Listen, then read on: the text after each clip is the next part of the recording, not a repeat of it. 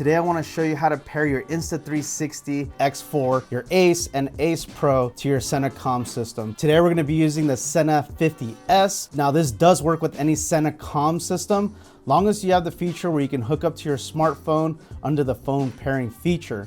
Now let's get into it. We're first going to start with the Insta360 X4. All right guys, so the first step you want to do is you want to make sure that your Sena device is turned on. As you can see, this unit's turned on. And we want to put it in phone pairing mode. So what we're going to do is hit the phone button until you hear phone pairing. Phone pairing. Now the way you know you're in phone pairing mode is you're going to see these red and blue flashing lights. Now let's get the Insta360. Go ahead and get your Insta360 X4 and make sure that's turned on. So we're going to go to the screen, the touch screen. We're going to swipe down, and then we're going to swipe left. So now where you see those headphone icons, you're going to click on that. So now it's going to start searching for your Sena 50S. It'll appear pretty soon. For in this case, since we're using the Sena 50S, that's what's going to appear. There it is. It says Bluetooth headphones connected.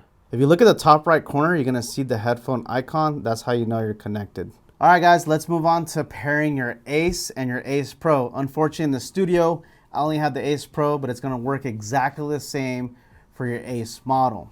First step is you want to make sure that your Sena device is turned on. Then you're going to press the phone button until you hear phone pairing. Phone pairing. That's phone pairing. The way you know you're in phone pairing, you're going to see the red and blue flashing lights. Next, you want to go ahead and grab your Ace Pro and go ahead and swipe down on the touch screen, then swipe left. And where you see the icon with the headphones, you're going to click on that. It's going to start searching for this product in particular, which is a Sena 50S. It already says connected. Go ahead and hit the arrow on the top left corner.